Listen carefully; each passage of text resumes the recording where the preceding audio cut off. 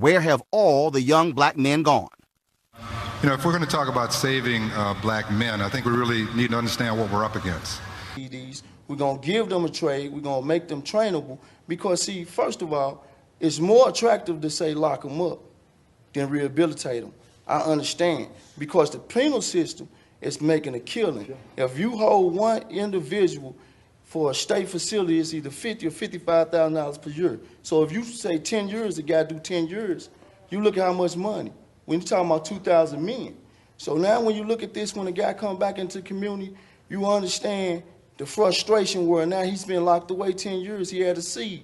The seed now is 15 years old. He owed interest on it.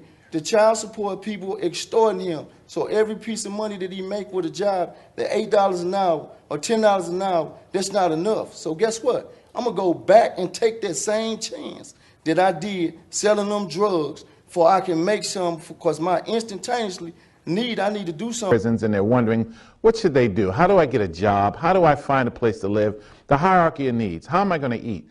It's so frustrating that sometimes people prefer to go back to prison rather than to fight through it. The challenge that you have to face, it began early in your incarceration. If you've prepared, then you're going to have a better chance of success than many. I don't care where you come from, what you look like, what your story is, what your background. I was born in Boston, single parent home. My father sold drugs. My stepfather robbed banks. I grew up to be somebody who robbed drug dealers. It's a real simple science. They say time heals all wounds, and well, you done your time in dark rooms where brothers cry out and others die out under full moons that they ain't seen in years, cause ain't no clear windows here. And it ain't no real kinfolk here, it's only wounds. Only fiends and peers with the meanest fears. And in real life, you feel like your dreams is near, but reality is you just want to show that you're clean and clear and that your freedom's here.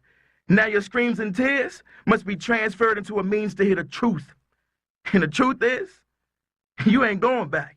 You'd much rather decide to stand and get your life on track. Ain't got no time for no gray areas. All you need is right or black, either right or wrong. You need to live and make sure that your life is long. Instead of you serving life alone with a wife at home, you'd much rather master your mind and make sure your might is strong. See, you're just another guy who's been given another try, transformed into a butterfly. So when I see you flutter by, your wings be like something I ain't never seen before.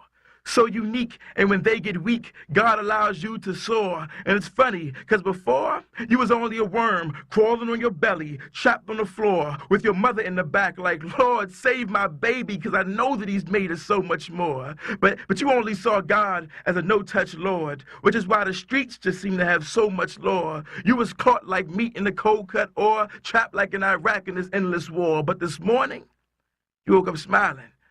This morning, you woke up cheesing, happy to be alive, another day to die for what you believe in. This morning, you woke up smiling, not mourning or grieving about this evening, because every moment that you got for breathing seems like more than a good enough reason for you to smile.